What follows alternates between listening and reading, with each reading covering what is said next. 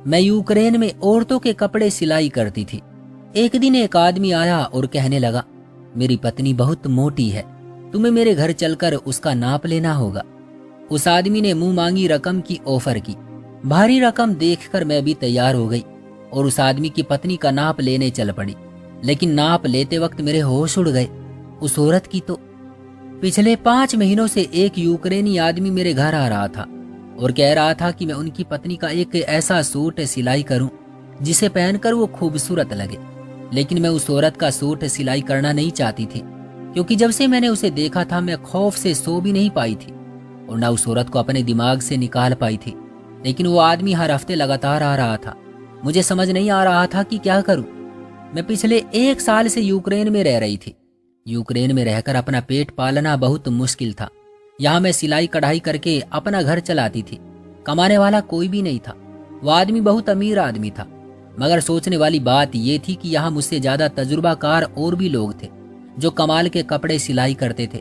फिर न जाने क्यों वो आदमी मेरे पीछे पड़ गया और ऐसा आज से 5 महीने पहले शुरू हुआ था। मेरे पास काम ज्यादा नहीं था। मैं सारा दिन ग्राहकों का इंतजार करती रहती थी, लेकिन मुश्किल से हफ्ते में 1-2 बार ही काम मिलता, जिससे घर का किराया निकालना बहुत मुश्किल हो गया था। यहाँ यूक्रेन भी मुझे धोखे से लाया गया था। मैं शादी के बाद अपने पति के साथ खुशी खुशी यहाँ आई थी, लेकिन फिर पति 10 दिन बाद ही मुझे छोड़कर जाने कहाँ चला गया। मेरे लिए वो दिन जैसे कयामत के दिन थे, जब मैं 7 समंदर पार दिन रात अपने पति को ढूंढती फिर रही थी। मेरा पति खाना लेने का कहकर गया था, पर दोबारा लौट कर नहीं आया। मैं भूखी प्यासी पूरा दिन अपने पति का इंतजार करती रही। मेरे पास मोबाइल था और ना ही मेरे पास पासपोर्ट था। दुख तो इस बात का था कि पति कोई अनजान नहीं था, बल्कि मेरे बाबा के दोस्त का बेटा हमारा पड़ोसी ही था। मेरे माता पिता के इस दुनिया से जाने के बाद सुधीर अंकल ने ही मुझे पढ़ाया लिखाया और मेरी परवरिश भी की थी। सुधीर अंकल मुझसे बहुत प्यार करते थे, इसलिए उन्होंने अपने बेटे की शादी भी मुझसे ही कर दी। मेरा पति शादी से पहले यूक्रेन में ही रहता था, वहां पढ़ने के लिए गया था और फिर जॉब भी वहीं करने लगा। सुधीर अंकल ने बड़ी मुश्किल से उसे हिंदुस्तान बुलाया था। सुधीर अंकल के पास काफी दौलत थी। अंकल ने अपने बेटे से कहा कि वो मुझसे शादी कर ले, पर उसने साफ इनकार कर दिया और कहने लगा, मैं पढ़ा लिखा हूँ और मैं अपनी पसंद की लड़की से ही शादी करूंगा। मैं किसी गांव की गंवार को अपनी पत्नी नहीं बना सकता। ये सारी बातें मैंने छुपकर सुन ली थी। उस वक्त मेरा दिल चाहा मैं इस घर से कहीं दूर चली जाऊं।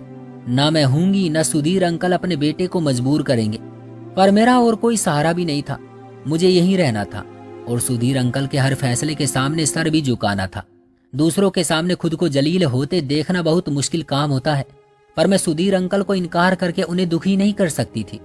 फिर सुधीर अंकल ने जाने अपने बेटे को कैसे समझाया कि वो मुझसे शादी को मान गया। मुझे उसकी आंखों में अपने लिए नफरत साफ दिखाई देती थी। कहीं भी उसके दिल में मेरे लिए जगह नहीं थी। उसके सामने होते मेरा दिल करता था कि मैं उसकी नजरों से दूर हो जाऊं, पर मेरे बस में कुछ भी नहीं था। मैं बस खामोशी से आंसू बहा लेती थी। शादी से 1 दिन पहले मैं हिम्मत करके सुधीर अंकल के कमरे में चली गई थी। सुधीर अंकल मुझे देखकर हैरान हुए और पूछने लगे कि सब ठीक तो है बेटी। तब मैंने सुधीर अंकल से कहा कि आप अपने बेटे पर जुल्म न करें, आप मुझे जबरदस्ती उनके साथ मत बांधे। पर अंकल ने मेरी बात नहीं मानी और कहा कि शादी तो उसे तुमसे ही करनी पड़ेगी, वरना हर चीज से वो हाथ धो बैठेगा। और तुम परेशान मत हो, मैंने तुम्हारा पक्का इंतजाम किया हुआ है, वो तुम्हें हमेशा खुश रखेगा। सुधीर अंकल की बात सुनकर मैं सर झुकाए वापस चली आई। मैं उनसे बहस नहीं कर सकती थी, बस ऊपर वाले से प्रार्थना कर सकती थी और मैं हमेशा एक नेक जीवन साथी को मांगती थी। अगले दिन शादी थी। मैं दुल्हन बनी खूबसूरत लग रही थी। शादी अच्छे से हुई और मुझे मेरे पति के कमरे में पहुंचा दिया गया। सब कुछ खूबसूरत था। मेरा दिल जाने क्यों डर रहा था और लग रहा था कि कहीं पति मुझे दुत्कार न दे। लेकिन फिर जो हुआ मैं हैरान रह गई। वो कमरे में आया और मुझे देखकर हैरान सा हुआ। शायद वो भी मेरी खूबसूरती से दंग रह गया था। अगले ही पल वो मेरे पास बैठ चुका था। उसने मोहब्बत से मेरा हाथ थामा और कहा कि तुम बहुत खूबसूरत हो। मेरी जिंदगी में जैसे खुशियां लौट आई। मैं जैसे जिंदा हो गई। मेरे पति ने मुझे स्वीकार कर लिया था। उसकी दी गई मोहब्बत ने मुझे खास बना दिया था। अगली सुबह मेरे चेहरे पर फैली खुशी ने सुधीर अंकल को संतुष्ट कर दिया और सब अच्छा होने लगा। पति ने यूक्रेन वापस जाना था। सुधीर अंकल ने उसे जाने से मना कर दिया। मेरी हैरत की इंतहा नहीं रही जब पति ने मुझे भी साथ ले जाने का कहा। सुधीर अंकल मुझे दूर नहीं भेजना चाहते थे, पर मेरा पति जिद पर अड़ गया और कहने लगा कि मैं अपनी पत्नी को यहाँ छोड़कर नहीं जा सकता, उसे साथ लेकर जाऊंगा। मैं तो जैसे हवाओं में उड़ने लगी थी। और फिर आखिरकार सुधीर अंकल को मानना ही पड़ा और शादी के 3 महीने बाद ही मैं अपने पति के साथ यूक्रेन आ गई। यहाँ पति ने मुझे एक छोटे से घर में रखा था। मैं हैरान होती थी कि पति इतने आम से घर में रह रहा था। यहाँ आकर वो बिजी हो गया। वो सुबह जाता और रात को वापस आता। वो मुझसे ज्यादा बात भी नहीं करता था। जाने क्यों मुझे बदला बदला सा लगने लगा था। 10 दिन मैंने यहाँ बहुत मुश्किल से गुजारे थे। उसने अभी तक मुझे फोन भी नहीं दिलाया था। और फिर 10 दिन बाद रविवार के दिन वो नाश्ता लेने गया और वापस पलट कर ना आया। सुबह से शाम हो गई, मैं परेशान घूमती रही। मेरी निगाहें उसके इंतजार में लगी रही, पर वो ना आया। ना मुझे उस शहर का पता था, ना गली का। मैं तो पिछले 10 दिनों से बाहर भी नहीं निकली थी। मैंने सामान देखा तो कुछ पैसे पड़े थे पास में, पर मेरा पासपोर्ट गायब था। मैं बैठकर रोने लगी। मैं और कुछ कर भी नहीं सकती थी। मुझे पहले अंदेशे सताते रहे कि कहीं मेरे पति के साथ कोई हादसा ना हो गया हो, पर जब पति का सामान भी गायब देखा तो दिल कट कर रह गया। क्या मैं इस काबिल थी कि मुझे यहाँ परदेश में लाकर ऐसे छोड़ दिया जाए यूं अकेले? हे ईश्वर, मैं उस दिन दहाड़े मार मार कर रोई। बहुत सारे आंसू जमा थे जो सुधीर अंकल के घर में कभी बाहर ना आ सके थे। मैं जान गई थी कि पति अब वापस नहीं आएगा, पर मैं भला क्या कर सकती थी। घर में इतना खाने का सामान भी नहीं था। ये तो भला हो साथ वाले घर का, जिनके बच्चे का फुटबॉल इस घर के आंगन में गिर गया था जहां मैं रह रही थी। और उस दिन शायद मैं भूख से ही मर जाती अगर वो बच्चा अपनी माँ के साथ फुटबॉल उठाने ना आता। ये लोग बांग्लादेश से थे। मैंने मुश्किल से उन्हें अपनी कहानी समझाई। वो औरत मेरे लिए खाना लाई, उसने मेरा ख्याल रखा। भूखे रहने की वजह से मैं बीमार पड़ गई थी। शायद इसी घर में गुमनाम मौत मर जाती अगर ये लोग ना होते। फिर उसी फैमिली ने मुझे यहाँ रहने में मदद की। मेरे पास कोई डॉक्यूमेंट्स नहीं थे। उस औरत ने मुझसे पूछा कि तुम्हें कौन सा काम अच्छा आता है, तो मैंने बताया कि मुझे सिलाई कढ़ाई का शौक है। बस फिर उसने मुझे एक छोटी सी दुकान खोल दी जहां मैं कपड़े सिलाई करने लगी। काम बहुत कम था, मुश्किल से गुजारा होता था। मालिक मकान किराया मांगने आ जाता था। मेरा ज्यादा खर्चा नहीं था, पर यहाँ रहना ही मेरे लिए बहुत मुश्किल था। और फिर एक दिन एक आदमी मेरी दुकान पर आया, कहने लगा मेरी पत्नी का नाप लेना है, उसका एक महंगा सूट सिलाई करना है, मेरे साथ मेरे घर चलो। मैं वैसे तो किसी के घर नहीं जाती थी, लोग अपना काम करवाने मेरे पास ही आते थे, पर उस आदमी ने मुझे 3 गुना ज्यादा पैसे देने का कहा। मैं सोच में पड़ गई कि ये आदमी मुझे ज्यादा पैसे क्यों देगा। मैंने उस आदमी को इंतजार करने को कहा और फौरन अपनी पड़ोसन के पास गई जो अब मेरी अच्छी सहेली बन गई थी। मैंने उसे उस आदमी का बताया कि वो मुझे अपने घर चलने को कह रहा है। मेरी पड़ोसन ने कहा कि यह आदमी तो पूरे शहर में सबसे अमीर आदमी है, इसका काफी बड़ा बिजनेस है, सब इसे जानते हैं, तुम इनकार मत करो, चली जाओ, उसकी पत्नी का नाप ही तो लेना है। मैंने इस बात में सर हिला दिया और उस आदमी के साथ उसके घर आ गई। उस आदमी का घर बड़ा आलीशान था, यानी वो बहुत अमीर था, पर जैसे ही मैंने उसकी पत्नी को देखा तो मेरी तो आंखें हैरत से फटी की फटी रह गई। उस आदमी ने कहा था कि उसकी पत्नी मोटी है, पर उसकी पत्नी इतनी मोटी होगी ये तो मैं सोच भी नहीं सकती थी। उसके जिस्म से मांस लटक रहा था और उसका चेहरा इस कदर भयानक था कि मेरी खौफ से चीखें निकल पड़ी। शायद उसका चेहरा जला हुआ था। मैंने अपनी जिंदगी में ऐसी औरत नहीं देखी थी। मैं डरकर घबराकर वहीं से वापस भाग गई और उस रात मैं सो नहीं पाई। मुझे हैरत हो रही थी। वो आदमी खुद तो बहुत अच्छी शक्ल का मालिक था और अमीर भी बहुत था, फिर उसने ऐसी पत्नी क्यों रखी हुई थी? क्या वो अपनी पत्नी से मोहब्बत करता था या फिर उसकी भी मेरे पति की तरह कोई मजबूरी थी? मेरी समझ में कुछ नहीं आया। पूरा हफ्ता लगा मुझे उस औरत को अपने दिमाग से निकालने में, पर फिर रविवार वाले दिन वो आदमी फिर से आ गया और मैं उसे देखकर हैरान रह गई। उसका यही कहना था कि आकर मेरी पत्नी का नाप ले लो, वो तुमसे अपने कपड़े सिलाई करवाना चाहती है। मैंने उस आदमी को साफ साफ इनकार कर दिया, पर वो हर हफ्ते आने लगा और मिन्नतें करने लगा। मुझे समझ नहीं आता था कि वो मेरे पास ही क्यों आता है। उस आदमी ने कहा कि तुम हर हफ्ते मेरी पत्नी का एक सूट सिलाई करना और मैं तुम्हें उसके बहुत पैसे दूंगा। तुम बस मेरी पत्नी के ही कपड़े सिलाई करोगी और उससे ही तुम मालामाल हो जाओगी। उसकी बातें मेरे लिए फायदेमंद थी। थक हार कर मैंने उसकी बात मानने का सोच लिया। वैसे भी मेरे पास काम की कमी थी, महीना खत्म होने वाला था, मैंने घर का किराया भी देना था। खैर मैं दिल पर पत्थर रखकर दोबारा उसके साथ उसके घर चली गई। उसकी पत्नी को देखकर मेरा दिल डर से कांपने लगा। जाने वो ऐसी क्यों थी? उसकी सारी चमड़ी जली हुई थी। मैंने बड़ी मुश्किल से उसका नापा लिया। उसमें से अजीब सी बदबू आ रही थी। ये सोचकर मेरा दिमाग घूम गया कि ये आदमी ऐसी औरत के साथ कैसे रहता है। नाप लेने के बाद मैं उसके घर से तेजी से पलट आई। मैं ज्यादा देर वहां नहीं रुक सकी। जैसा सूट उस आदमी ने सिलाई करने को कहा था, उसे बनाने में मुझे पूरा 1 हफ्ता लगा। हफ्ते की शाम को वो आदमी सूट लेने आ गया। उसने मुझे एक सूट के इतने पैसे दिए कि मैं हैरान रह गई।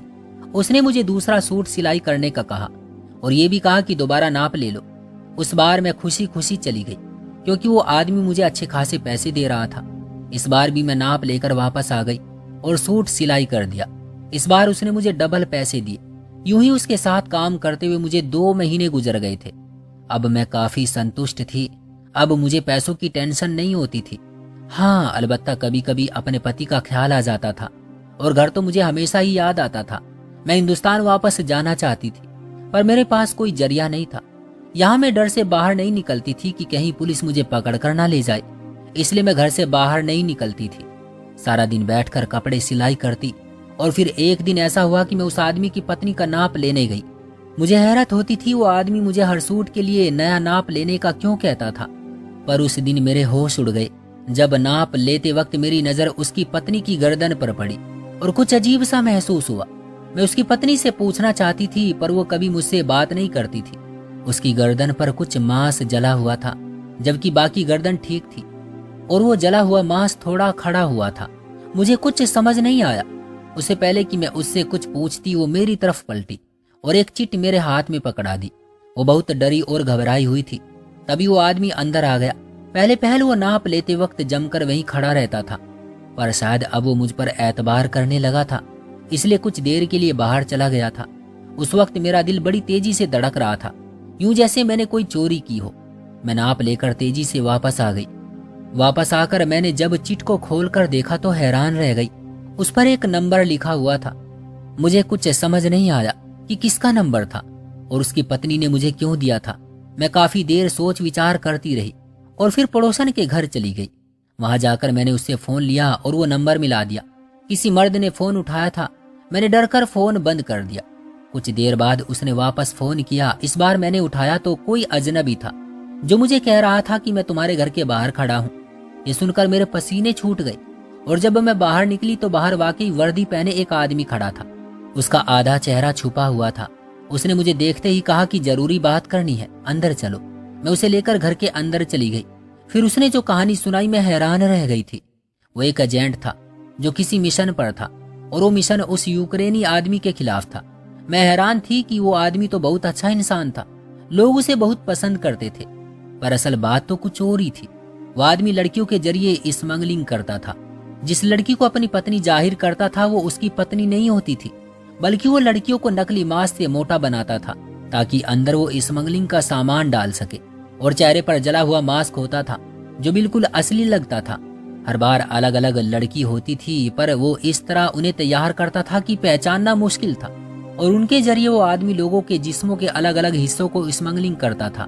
वो लड़की जिसने मुझे नंबर दिया था वो भी एजेंट थी जो मुश्किल से वहां तक पहुंची थी। उस एजेंट ने मुझे कहा कि तुम उस आदमी को पकड़ने में हमारी मदद करो। तुम्हें बस ये करना है कि इस बार नाप लेने जाओ तो उस लड़की को तुम्हें फोन देना होगा। मैं ये सुनकर डर गई। पहले मैंने इनकार करना चाहा तो उस आदमी ने कहा कि उस हैवान को पकड़ने में हमारी मदद करो वरना वो ये घिनौना काम जारी रखेगा। वो एजेंट मुझसे इसलिए मदद मांग रहा था क्योंकि उस आदमी के घर तक सिर्फ मैं ही उसे पहुंचा सकती थी। मैंने उस आदमी से कहा कि मैं एक शर्त पर तुम्हारी मदद करूंगी और फिर उसने मेरी शर्त मान ली। मैं अगली बार नाप लेने गई तो छुपाकर फोन ले गई और वो फोन उस लड़की के हवाले कर दिया जिसका मैं नाप ले रही थी। ये सब मैंने बड़ी सफाई से किया था। इस काम के बाद उस एजेंट ने शर्त के मुताबिक मुझे हिंदुस्तान भिजवा दिया। सुनने में आया था कि वो आदमी पकड़ा गया। सुधीर अंकल बीमार हो चुके थे। उन्हें मेरे पति ने मेरे मरने की खबर दी थी। हालांकि मैं जिंदा थी। मुझे देखकर सुधीर अंकल रो पड़े और फिर वो सारी जायदाद मेरे नाम कर दी जो उन्हें अपने बेटे के नाम करनी थी। मेरे पति को जब ये खबर मिली तो वो वापस आ गया। अब यहाँ की मालिक मैं थी। मेरे पति ने मुझसे माफी मांगी और बहाने बनाने लगा, पर ऐसे आदमी पर मैं दोबारा विश्वास नहीं कर सकती थी। मैंने उससे तलाक ले ली और वो खाली हाथ रह गया। क्यों दोस्तों, सही किया ना मैंने? आपकी क्या राय है इस कहानी के बारे में? कमेंट बॉक्स में हमें जरूर बताइएगा। वीडियो को लाइक कर दीजिए और चैनल को सब्सक्राइब कर लीजिएगा ताकि आने वाली वीडियो आपको तुरंत मिले। मुझे दीजिए अगली वीडियो तक इजाजत, तब तक के लिए धन्यवाद।